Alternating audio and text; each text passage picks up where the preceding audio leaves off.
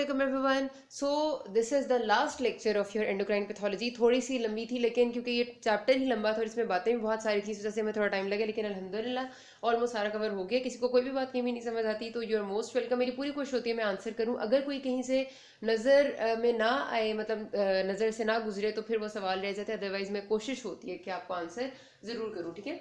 अच्छा, तो हम कर रहे थे एंडोक्राइन का लास्ट जो टॉपिक है वो है मल्टीपल एंडोक्राइन नियोप्लेजिया सिंड्रोम्स. ठीक है. अच्छा, अब आपको पता है कि ये वाले कोई टॉपिक्स जो है ना बहुत ज़्यादा नहीं आते होते. एसईक्यू में शायद एक दफ़ा हार्डली कभी इनमें से कोई बात आई हो, लेकिन जो ज़्यादातर इनमें से आता है ना वो आपके एमसीक्यू के पोर्शन है. इसमें कोई मुश्किल बात है ही नहीं. इसमें सिर्फ आपने 4-5 बातें जो यहाँ लिखी हुई है ना बस इतनी सी याद रखनी होती है. इससे ज़्यादा डिटेल में याद रखना भी नहीं होता. बहुत आसान सी इसमें बातें. ठीक है. ज़रा सा नो हाउ होगा तो आपसे कोई वाइवा में पूछ लेगा तो आपको पता होगा. वाइवा में इनमें से सवाल ना अक्सर कर लिए जाते हैं. तो नाम से पता चल रहा है, अगर हम बात करें कि मल्टीपल एंडोक्राइन नियोप्लेजिया मतलब मल्टीपल एंडोक्राइन नियोप्लेजिया. नियोप्लेजिया का मतलब है कि कोई ना कोई कैंसर है. सिंड्रोम तब हम कहते हैं जब बहुत सारे ऑर्गन्स वगैरह या बहुत सारे सिस्टम्स इन्वॉल्व हो रहे हैं तो उसको हम सिंड्रोम कहते हैं. मल्टीपल एंडोक्राइन का मतलब है मुख्तलिफ एंडोक्राइन ऑर्गन्स इसमें इन्वॉल्व होंगे. तो जब मुख्तलिफ एंडोक्राइन ऑर्गन्स में आपका कैंसर्स अराइज करने लग जाते हैं, क्योंकि नियोप्लेजिया की बात हो रही है तो कैंसरस लीजन्स बनने लग जाती हैं एक ही वक्त में या फिर आसपास वक्त में, या फिर जब भी बन रही है वो एक ही किसी वजह की वजह से बन रही है, तो उसको हम मल्टीपल एंडोक्राइन नियोप्लेजिया सिंड्रोम कहते हैं. ठीक है. तो दिस इज अ डिसऑर्डर जो कि आपकी ऐसी जेनेटिक, जाहिर सी बात है कि अगर नियोप्लेजिया तो जेनेटिक म्यूटेशन तो होगी होगी. तो आपकी ऐसी जेनेटिक म्यूटेशन होती है कि एक जेनेटिक म्यूटेशन आपके मल्टीपल एंडोक्राइन ऑर्गन्स में फर्क डालती है और मल्टीपल डिफरेंट तरह के एंडोक्राइन ऑर्गन्स जो है वो मैनिफेस्टेशंस और सिर्फ मैनिफेस्टेशंस नहीं बल्कि नियोप्लास्टिक मैनिफेस्टेशंस को शो करते हैं, तो उसको हम मल्टीपल एंडोक्राइन नियोप्लेजिया कहते हैं. ठीक है. इसके कुछ ऐसे डिस्टिंक्टिव फीचर्स हैं जो आम कार्सिनोमास में नहीं होते. मतलब ये जाहिर सी बात है कि it is an inherited disorder. ये ऐसे याद रखना है, ये एक्वायर्ड नहीं है. इसमें जितनी भी जेनेटिक म्यूटेशंस हो रही है मल्टीपल एंडोक्राइन नियोप्लेजिया में, ये बिल्कुल भी एक्वायर्ड नहीं है. इससे इसका कोई स्पोरेडिक ताल्लुक नहीं है. सारी इनहेरिटेड कैंसर है, मतलब ये सारा जेनेटिकली इनहेरिटेड होता है. ठीक है. और इसके जो कुछ ऐसे फीचर्स हैं जो दूसरी इनहेरिटेड कार्सिनोमास में नहीं होते, वो ये कि सबसे पहला इसकी बहुत यंगर एज पे प्रेजेंट करता है. अक्सर औकात आपको भी मैं आगे बताऊंगी कि मेन 2 में आपका मिडलरी जो थायराइड कार्सिनोमा होता है ये आपका 2 साल के बच्चे में मैनिफेस्ट कर रहा होता है. मतलब नॉर्मली तो कैंसर्स आपके बहुत ओल्ड एज से रिलेटेड होते हैं. अगर जेनेटिकली म्यूटेटेड कैंसर्स भी होते हैं तो भी वो मैनिफेस्ट 50-60s में जाके करते हैं, लेकिन ये एक ऐसा कैंसर है जो बहुत यंगर एज में आता है. फिर मैं जिस तरह नाम से पता चला कि ये एक को नहीं बल्कि मल्टीपल ऑर्गन्स को इफेक्ट कर रहा है, और हो भी सकता है कि एक टाइम पे इफेक्ट करे, मतलब एक साथ ही सारे ऑर्गन में मैनिफेस्टेशन आ रही है. हो सकता है कि थोड़ा थोड़ा टाइम में फर्क हो, मतलब पहले एक ऑर्गन में आई है फिर दूसरे किसी एंडोक्राइन ऑर्गन में आई है, लेकिन होते मल्टीपल ऑर्गन इफेक्टेड है. ठीक है. तीसरी बात ये कि ये ऐसा भी हो सकता है कि कभी कभार एक ही ऑर्गन में डिफरेंट जगह पर है. सपोज ये मेरे पास पूरा थायराइड ग्लैंड है और थायराइड ग्लैंड में यहाँ पर एक तरफ एक बिनाइन कार्सिनोमा या एडेनोमा बनना शुरू हुआ है, तो हो सकता है यहाँ पर भी एक एडेनोमा बनने लग जाए, या फिर यहाँ और यहाँ 2 डिफरेंट जगह पर थायराइड में कार्सिनोमा बनने लग जाए. तो एक ही ऑर्गन में भी ये मल्टीफोकल जगहों पर हो सकते हैं, 2 डिफरेंट फोकाए बना सकते हैं. ठीक है. जो कि नॉर्मली कैंसर नहीं करते. नॉर्मली अगर कैंसर यहाँ से अराइज करे तो यहीं से अराइज करता जाएगा और बड़ा होता जाएगा, लेकिन it is multifocal in nature. फिर हमारे पास ये ऐसा कैंसर है जिससे पहले ऑलमोस्ट कई बार ऐसा होता है कि पेशेंट्स को कैंसर के सिम्टम्स होने से पहले एक simply asymptomatic type of increase in size of gland होता है. सपोज करते हैं किसी को मेन 1 सिंड्रोम है. मेन 1 अभी हम पढ़ेंगे कि पैराथायराइड को इन्वॉल्व करता है. उसमें क्या होगा कि पैराथायराइड ग्लैंड ना पहले सिर्फ और सिर्फ साइज में इंक्रीज हो रहा होगा, मतलब हाइपरप्लेजिया होगा उस ग्लैंड का, लेकिन उस टाइम वो कैंसरस बिल्कुल भी नहीं होगा. लेकिन आफ्टर ईयर, साल गुजरने के बाद या 6 महीने गुजरने के बाद हम चेक करेंगे तो वो हमें पता चलेगा इसमें तो कैंसर डेवलप हो रहा है. तो पहले एसिम्प्टोमेटिक हाइपरप्लेजिया होता है जो कि नॉर्मल कैंसर्स की जो कैरेक्टरिस्टिक है वो नहीं है. नॉर्मल कैंसर डायरेक्टली कैंसर ही बनता है, उनमें एसिम्प्टोमेटिक हाइपरप्लेजिया नहीं होता, उनमें डायरेक्टली फिर आपका कार्सिनोमा इन सीटू डेवलप होता है. ठीक है. And yes, this is very aggressive. ये कैंसर्स आपके एग्रेसिव भी ज्यादा है और इनका रिकरेंस का रेट भी ज्यादा है. ठीक है. ये याद रखनी है आपने बातें. अब जो आपका मेन 1, इसकी 2 टाइप्स है. मल्टीपल एंडोक्राइन नियोप्लेजिया 2 तरह के सिंड्रोम्स होते हैं. एक मेन 1 है, एक मेन 2 है. Multiple endocrine neoplasia type 1 and type 2. जो टाइप 1 है आपकी, दोनों में डिफरेंस जेनेटिक म्यूटेशन का है, मतलब इसमें जो म्यूटेशन हो रही है वो डिफरेंट है और उसमें डिफरेंट है. ठीक है. जो आपका मेन 1 सिंड्रोम है, this is caused by mutation in your multiple endocrine neoplasia type 1 gene. ठीक है. ये जीन का नाम ही है बेसिकली. दिस इज योर, अगर मैं सिर्फ इतना भी कह दूं ना इस वक्त आपको कि ये एक ट्यूमर सप्रेसर जीन है, तो अगली कोई बात बताने की जरूरत रहती ही नहीं है, क्योंकि जब एक ट्यूमर सप्रेसर जीन वो वाले जीन होते हैं जो आपके चेक एंड बैलेंस रखते हैं सेल्स की डिवीजन की एक्टिविटी में। मैंने आपसे कहा था अगर ये एक सेल है, इसने 2 में डिवाइड होना है, तो ये 2 के बजाय अगर गलती से 3 या 4 में डिवाइड होता है, तो ये ट्यूमर सप्रेसर जीन्स जो है ये फौरी तौर पे आते हैं और इन 2 को खत्म कर देते हैं, और अगर जरूरत पड़े तो वो इस सेल को भी खत्म कर देते हैं जो गलत डिवाइड हो रहा है, क्योंकि अगर गलत डिवीजन होगी और ज्यादा डिवीजन होगी तो ट्यूमर जनरेट हो सकता है। तो ये जीन्स ट्यूमर सप्रेसर जीन्स का फंक्शन होता है, मतलब ट्यूमर सप्रेसर जीन खुद तो नहीं आएगा, जाहिर है वो कोई ना कोई प्रोटीन को इनकोड करेगा जो ये फंक्शन करेगी। तो आपके पास MEN1 is a type of tumour suppressor gene, encode करता है ये प्रोटीन को जिसका नाम है मेनिन, ठीक है। और मेनिन प्रोटीन हमारी वो प्रोटीन है जिसका फंक्शन होता है बहुत सारी जगह पर एंडोक्राइन ऑर्गन्स में ये चेक एंड बैलेंस का, ट्यूमर सप्रेशन का और सेल्स की नॉर्मल डिवीजन को मेंटेन रखने का, ठीक है। जब ये आपका MEN1 जीन इनहेरिटेड आप म्यूटेटेड होता है और सही नहीं होगा तो ज़ाहिर है मेनिन प्रोटीन नहीं बनेगी और ट्यूमर सप्रेस नहीं होगा, और आपकी 3 ऑर्गन्स में कैरेक्टरिस्टिक मैनिफेस्टेशन है जो MEN1 में आती हैं, वो 3 P's हम उसको कहते हैं, पैराथायराइड, पैनक्रियाज एंड पिट्यूटरी, ठीक है। आपके अब जाहिर सी बात है कि जहां पर MEN1 और मेनिन का रोल ज्यादा होगा वहीं पर ऑर्गन्स में मैनिफेस्टेशंस आपके पास आएंगी। तो MEN1 सिंड्रोम में ये 3 ऑर्गन्स आपके जो एंडोक्राइन ऑर्गन्स है मेनली अफेक्टेड होते हैं। सबसे ज्यादा आपकी और सबसे जल्दी सबसे पहले जो मैनिफेस्टेशन आती है वो ज्यादा पैराथायराइड ग्लैंड में आती है। जाहिर है इट इज अ नियोप्लेजिया, आपको मैंने बताया कि यहाँ पर अब मैनिफेस्टेशन ट्यूमर सप्रेसर जीन के ना होने की वजह से आएगी, तो जाहिर है क्या होगा कि सेल अनकंट्रोलेबली डिवाइड करेगा और कैंसर डेवलप होगा। कैंसर जब भी डेवलप होता है तो जाहिर है साइज ऑफ ग्लैंड इंक्रीज होता है, तो यहाँ पर आपका size of parathyroid gland increase हुआ होगा और हाइपर पैराथायराइडिज्म होगा। आपको पता है पैराथायराइड ग्लैंड का फंक्शन होता है to secrete the hormone known as parathormone, ठीक है।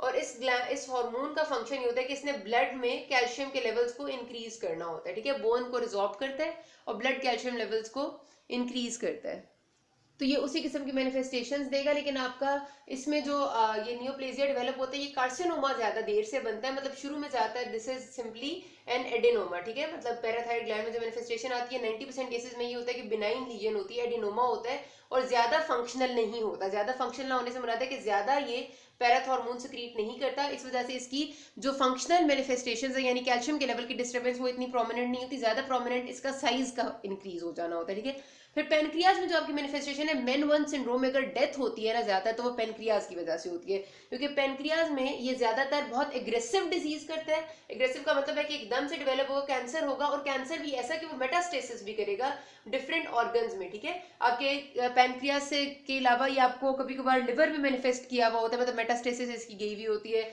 इसके अलावा जाहिर सी बात है कि आपका पेनक्रियाज जो है वो ग्लूकोज रेगुलेशन से बहुत ज्यादा इन्वॉल्व है, तो जब वहां कैंसर डेवलप होता है इंसुलिनोमा बनता है, इंसुलिनोमा का इंसुलिन सिक्रीटिंग कैंसर, तो आपका ग्लूकोज लेवल और मेटाबॉलिज्म रिलेटेड टू इंसुलिन बहुत डिस्टर्ब हो जाता है। अब आपको पता है कि इंसुलिन सिर्फ ग्लूकोज की मेटाबॉलिज्म नहीं कर रहा होता, प्रोटीन्स एंड कार्बोहाइड्रेट्स की भी प्रोटीन एंड फैट्स की भी कर रहा होता है, तो इसलिए बहुत ज्यादा मेटाबॉलिज्म भी डिस्टर्ब हो जाता है।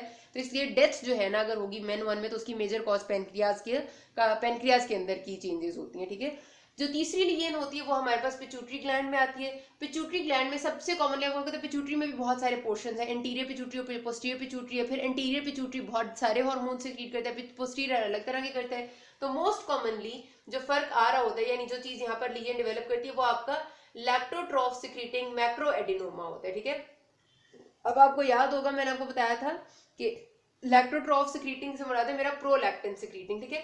अब आपको याद है कि प्रोलैक्टिन वो वाला हार्मोन था जो हमारे पास वो आपकी जो ब्रेस्ट में मिल्क प्रोडक्शन वगैरह से इन्वॉल्व होता है, उसके साथ इसका ताल्लुक होता है प्रोलैक्टिन का। तो प्रोलैक्टिन सिक्रीटिंग जो एडिनोमा है वो अक्सर औकात पिट्यूटरी में मतलब वो बनता है, बाकी सारे हार्मोन्स डिस्टर्ब नहीं होते, लेकिन कभी कभार आपका सोमैटोट्रोफिन जो हार्मोन है जो आपका ग्रोथ हार्मोन है वो भी बनने लग जाता है, तो उससे पेशेंट्स को एक्रोमेगाली हो जाती है, increase in size of your hands and feet और बाकी सारे ऑर्गन्स। बहरहाल अगर आप सिर्फ इतना याद रखें ना कि MEN1 में म्यूटेशन किस चीज में आ रही है और MEN1 में मैनिफेस्टेशन किन 3 ग्लैंड्स में या 3 ऑर्गन्स में आ रही है, parathyroid, pancreas and pituitary, this is very much enough for you. इससे ज्यादा कुछ भी याद नहीं रखना, ठीक है। जो MEN2 सिंड्रोम है अभी आपके पास होता है, इसमें जाहिर सी बात है कि सिर्फ और सिर्फ जेनेटिक म्यूटेशन का फर्क है।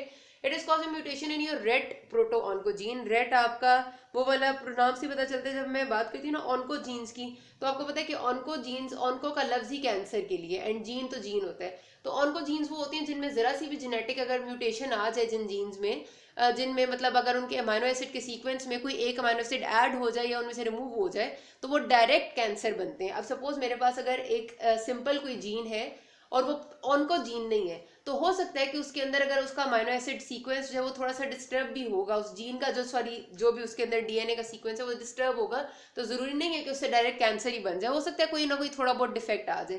लेकिन जो ऑन्को जीन्स होते हैं उनका नाम ही ऑन्को इसलिए होता है क्योंकि उनमें जरा सी भी म्यूटेशन जो है वो हमेशा कैंसर बनाती है। तो रेट आपका एक ऐसे ही जीन है, प्रोटोऑन्को जीन है, जिसकी अगर आपके पास लॉस ऑफ फंक्शन म्यूटेशन होती है, लॉस ऑफ फंक्शन म्यूटेशन का मतलब है कि अगर उसमें कोई अंदर से जो सीक्वेंस है उसके सीक्वेंस जो उसका है सारा का सारा, उसमें कोई चीज लॉस हो जाती है तो उससे हर्षप्रंग डिजीज बनती है आपकी। हर्षप्रंग आपको याद होगा, आपका मेगा कॉलन होता है जिसमें आपका कॉलन की मोटिलिटी जो है ना, मतलब जीआईटी से रिलेटेड डिसऑर्डर है, कॉलन की मोटिलिटी उसमें खराब हो जाती है। और अगर इसमें गेन ऑफ फंक्शन म्यूटेशन होती है ना, यानी कि इसमें ऐड हो जाता है सीक्वेंस में इसके कुछ, तो जो हमारे पास डिजीज डेवलप होती है वो ये है मल्टीपल एंडोक्राइन नियोप्लेजिया। ठीक है, इसमें मल्टीपल एंडोक्राइन नियोप्लेजिया को कहते हैं कि इसकी 3 टाइप्स हैं, MEN2A, MEN2B और medullary carcinoma, familial medullary thyroid carcinoma. वो भी इसी की टाइप की जाती है, लेकिन हमारी बुक में उन्होंने इसकी टाइप के तौर पे नहीं बताया, तो हमने उसको नहीं करना। हमने ये करना है कि MEN2 की 2 टाइप्स है, MEN2A और 2B। दोनों में मसला रेड प्रोटोन को जीन में ही है और गेन ऑफ म्यूटेशन ही है, लेकिन 2 डिफरेंट जगह पर है रेड की। ठीक है, ये समझ लें कि अगर ये मेरे पास पूरा रेड प्रोटोन को जीन है ना, तो MEN2A में उसमें म्यूटेशन इस जगह पर आई हुई है और 2B में म्यूटेशन इस जगह पर आई हुई है। तो 2 डिफरेंट जगह पर म्यूटेशन की वजह से थोड़ा सा उसके क्लिनिकल जो मैनिफेस्टेशन है उसमें डिफरेंस आ रहे हैं, इसलिए हमने उनको 2 में क्लासीफाई कर दिया, 2A और 2B में। ठीक है, सिर्फ इतनी सी बात है, और होगी गेन म्यूटेशन है। अच्छा, इसमें हमारे पास जो MEN2A है उसमें जो ग्लैंड्स इन्वॉल्व है, सबसे पहले आपका थायराइड ग्लैंड है। थायराइड ग्लैंड में मैंने आपको पहले बताया था कि जो थायराइड के हमने टाइप्स ऑफ कार्सिनोमास पढ़े थे, उसमें मेडलरी कार्सिनोमा मैंने आपसे कहा था कि बहुत ज्यादा एसोसिएटेड है इसका MEN2A के साथ। मेडलरी कार्सिनोमा आपका थायराइड का वो कार्सिनोमा था जो आपके थायराइड ग्लैंड में फॉलिकल्स से अराइज नहीं करता था, ये थायराइड ग्लैंड था और ये उसके फॉलिकल्स थे।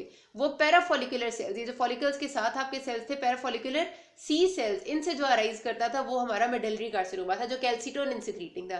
तो यही बात है कि थायराइड में मेडलरी कार्सिनोमा डेवलप होता है, और ये मैंने आपसे बताया था कि इतना जल्दी होता है कि 2 साल के बच्चे में इसकी मैनिफेस्टेशन आ जाती है, इतनी अर्ली मैनिफेस्टेशन होती है। ठीक है, इसकी तो ये भी बात आपने याद रखनी है क्योंकि ये बहुत इंपॉर्टेंट है। ठीक है, तो कंजेनिटल मेडलरी थायराइड कार्सिनोमा उस केस में हम उसको कहते हैं, क्योंकि वो जाहिर सी बात है कि 2 साल के बच्चे में कंजेनिटल ही होगा ना।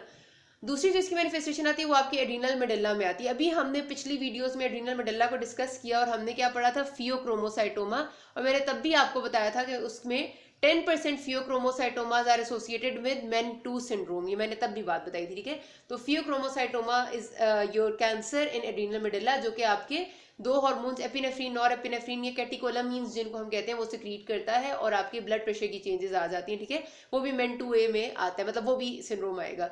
और तीसरी जो मैनिफेस्टेशन आती है वो पैराथायराइड ग्लैंड में आती है, और वही हाइपर पैराथायराइडिज्म है, इंक्रीज प्रोडक्शन ऑफ पैराथॉर्मोन है, लेकिन पहली 2 वाली ज्यादा प्रोमिनेंट है। ठीक है, ये हो गया MEN2A सिंड्रोम।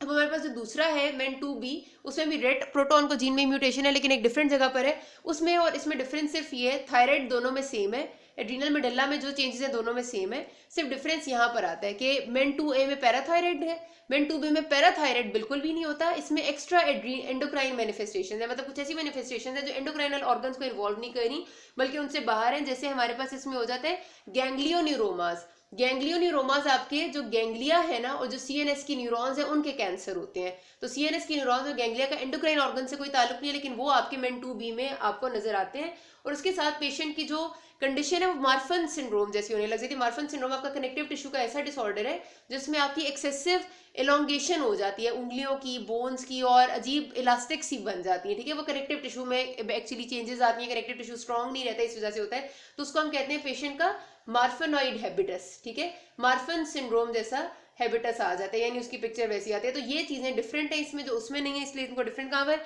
आपने सिर्फ जितना मैंने मेजर यहाँ पर लिखा हुआ है ना उतना याद रख लें, that's very much fine for you. यहाँ पर हमारी एंडोक्राइन खत्म होती है। किसी को कहीं भी कोई भी मसला हो, you can always ask me. Thank you very much.